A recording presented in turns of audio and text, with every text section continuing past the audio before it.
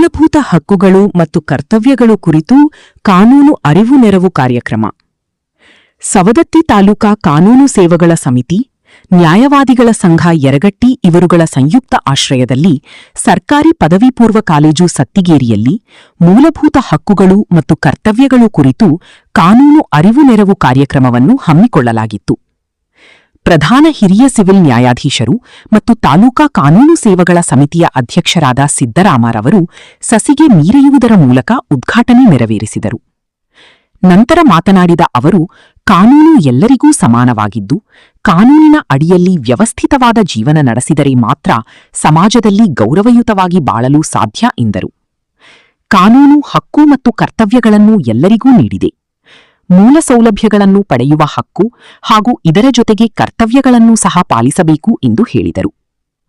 ಮುಖ್ಯ ಅತಿಥಿ ಭಾಷಣ ಮಾಡಿದ ಸಿವಿಲ್ ನ್ಯಾಯಾಧೀಶರಾದ ಕೃಷಪ್ಪ ಪಮ್ಮಾರರವರು ಮಾತನಾಡಿ, ಸಮಾಜದಲ್ಲಿ ಕಾನೂನಿನ ಅರಿವು ಇಲ್ಲದೇ ಇರುವುದರಿಂದ ಅಪರಾಧಗಳು ಹೆಚ್ಚಾಗುತ್ತಿವೆ. ಆದ್ದರಿಂದ ಎಲ್ಲರೂ ಕಾನೂನುಗಳನ್ನು ತಿಳಿದುಕೊಳ್ಳುವುದು ಅತಿ ಅವಶ್ಯಕವಾಗಿದೆ. ಕಾನೂನನ್ನು ತಿಳಿದುಕೊಂಡವರು, ತಿಳುವಳಿಕೆ ಇಲ್ಲದವರಿಗೆ ಕಾನೂನಿನ ಬಗ್ಗೆ ಅರಿವು ಮೂಡಿಸುವುದು ಎಲ್ಲರ ಕರ್ತವ್ಯವಾಗಿದೆ. ಮೂಲಭೂತ ಹಕ್ಕುಗಳನ್ನು ಇನ್ನೊಬ್ಬರಿಗೆ ತೊಂದರೆಯಾಗದಂತೆ ಚಲಾವಣೆ ಮಾಡಬೇಕು. ವಾಹನ ಚಲಾವಣೆ ಮಾಡುವ ಮುನ್ನ ಕಾನೂನಿನ ನಿಯಮಗಳನ್ನು ಸರಿಯಾಗಿ ಪಾಲಿಸಬೇಕು. ಅದೇ ರೀತಿ ವಿದ್ಯಾರ್ಥಿಗಳು ಬೇರೆ ಬೇರೆ ಅನಾವಶ್ಯಕ ವಿಷಯಗಳ ಕಡೆಗೆ ಗಮನ ಹರಿಸಿ ಜೀವನ ಹಾಳು ಮಾಡಿಕೊಳ್ಳದೆ ಪಠ್ಯದ ಕಡೆಗೆ ಹೆಚ್ಚು ಗಮನ ಕೊಡಬೇಕು ಎಂದರು. ಉಪನ್ಯಾಸ ಭಾಷಣ ಮಾಡಿದ ನ್ಯಾಯವಾದಿಗಳಾದ ಆರ್.ಎಸ್. ಆಲಕಟ್ಟಿರವರು ಮಾತನಾಡಿ, ಮೂಲಭೂತ ಹಕ್ಕುಗಳಾದ ಸಮಾನತೆಯ ಹಕ್ಕು, ಸ್ವಾತಂತ್ರ್ಯದ ಹಕ್ಕು, ಶೋಷಣೆಯ ವಿರುದ್ಧದ ಹಕ್ಕು, ಧಾರ್ಮಿಕ ಹಕ್ಕು, ಸಾಂಸ್ಕೃತಿಕ ಮತ್ತು ಶೈಕ್ಷಣಿಕ ಹಕ್ಕುಗಳು, ಸಾಂವಿಧಾನಾತ್ಮಕ ಪರಿಹಾರ ಹಕ್ಕು 6 ಮೂಲಭೂತ ಹಕ್ಕುಗಳು ಸ್ವವಿವರಣೆ ನೀಡಿದರು. ಅದರ ಜೊತೆಗೆ ಸಂವಿಧಾನಕ್ಕೆ ನಿಷ್ಠೆ ತೋರಿಸುವುದು ಮತ್ತು ಅದರ ಆದರ್ಶಗಳನ್ನು ಹಾಗೂ ಸಂಸ್ಥೆಗಳನ್ನು, ರಾಷ್ಟ್ರೀಯ ಧ್ವಜವನ್ನು ಮತ್ತು ರಾಷ್ಟ್ರಗೀತೆಯನ್ನು ಗೌರವಿಸುವುದು ನಮ್ಮೆಲ್ಲರ ಮೂಲಭೂತ ಕರ್ತವ್ಯವಾಗಿದೆ ಎಂದು ಹೇಳಿದರು. ಹಕ್ಕುಗಳನ್ನು ಯಾವ ರೀತಿ ಚಲಾವಣೆ ಮಾಡಬೇಕಂದ್ರೆ, ನಿಮ್ಮ ಹಕ್ಕುಗಳು ಇನ್ನೊಬ್ಬರಿಗೆ ತೊಂದರೆ ಆಗಬಾರದು. ಆ ಹಕ್ಕು ಚಲಾವಣೆ ಮಾಡೋದ್ರಿಂದ ಪ್ರಾಬ್ಲಮ್ಸ್ ಇರ್ತವೆ ಮನೆಯಲ್ಲಿ. ನಿಮಗೆ ಗೊತ್ತಿರ್ತದೆ, ಮನೆ ಅಕ್ಕಪಕ್ಕದಲ್ಲಿ ಯಾರಾದ್ರೂ ಒಬ್ರು ಒಂದು ಗೌರ್ಮೆಂಟ್ ಜಾಬಿಗೆ ಹೋದ್ರೆ ಏನ್ ಹೇಳ್ತಾರೆ ಹೇಳ್ರಿ, ಅವರಿಗೆ ನೀವು ಒಂದು ಜಾಬ್ ತಗೊಳ್ಳಂತ ಹೇಳಿ ಹೇಳ್ತಾರೆ ತಾನೆ. ಸೊ ಆ ಜಾಬ್ ತಗೊಳ್ಳಂತ ಹೇಳೋದು ಕಾನ್ಸೆಪ್ಟ್ ಇದೆಯಲ್ಲ, ತಂದೆ ತಾಯಿಗೆ ಆಲ್ಮೋಸ್ಟ್ ಗೊತ್ತಿರಲ್ಲ. ಆಲ್ಮೋಸ್ಟ್ ಅವರಿಗೆ ಕಾನೂನು ಇದು ಹಿಂಗಿದೆ ಇದು ಹಿಂಗಿದೆ ಅಂತ ಗೊತ್ತಿರಲ್ಲ. ಅವ್ರು ಹೋಗ್ತಾರೆ, ಹಿರಿಯರ ಹತ್ರ ಹೋಗ್ತಾರೆ, ಏನೋ ಒಂದು ತಪ್ಪು ಮಾಡಿದ್ರೆ ನೀವು ಏನೋ ತಪ್ಪು ಮಾಡಲಿ, ನೀವು ಅವ್ರು ಗಲಾಟೆ ಮಾಡಲಿ ಅಥವಾ ಏನೋ ಒಂದು ಆಗಿರಲಿ, ಹೋಗ್ತಾರೆ ಹಿಂಗಿದೆ ಅಂತ ಹೇಳ್ತಾರೆ. ಬಟ್ ಆ ಒಂದು ಕಾನ್ಸೆಪ್ಟ್ ಅನ್ನ ಈಗ ನಿಮ್ಗೆ ಗೊತ್ತಿರ್ತದೆ, ಇದು ಒಳ್ಳೇದು, ಇದು ಕಾನೂನು ಬಾಹಿರ ಇದೆ, ಇದು ಕಾನೂನಲ್ಲಿ ಹಿಂಗಿದೆ. ನಿಮ್ಮನ್ನೆಲ್ಲ ನೋಡಿ ಬಹಳ ಖುಷಿ ಆಯ್ತು. ನೀವೆಲ್ಲ 5ನೇ ತರಗತಿಯಿಂದ ಓದ್ತಾ ಇದ್ರೆ, ಯಾವ ತರಗತಿಯಿಂದ ಓದಿದ್ರಿ ನೀವೆಲ್ಲ? ಮೂಲಭೂತ ಕರ್ತವ್ಯಗಳು ಹಕ್ಕುಗಳೆಲ್ಲ 6ರಿಂದ ಸ್ಟಾರ್ಟ್ ಆಗಿದೆಯಾ?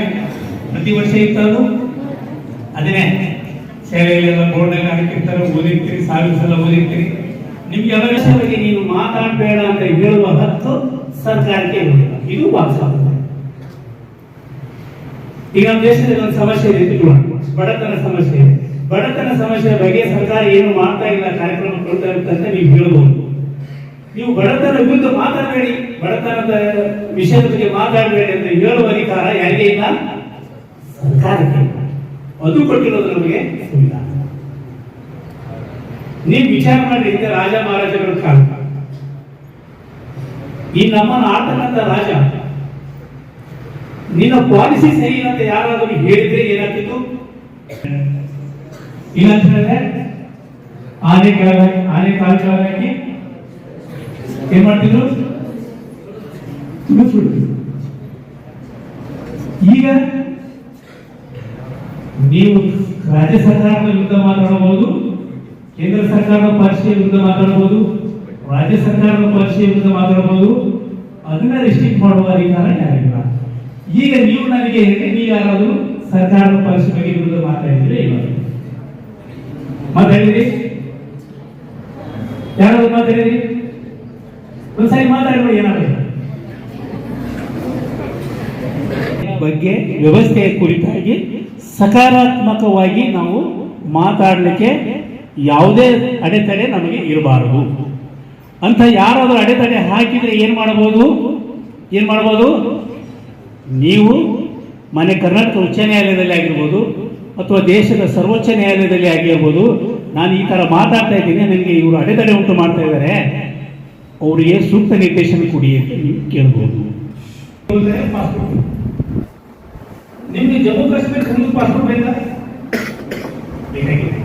ನಮ್ಮ ದೇಶದ ಯಾವುದೇ ಮೂಲೆಯಲ್ಲಿ ಸಹಿತ ನೀವು ಫ್ರೀಯಾಗಿ ಆಗಿರ್ಬೋದು. ನಿಮಗೆ ಏನು ಏರ್ಪಟ್ಟಂತ ಮೂಲಭೂತ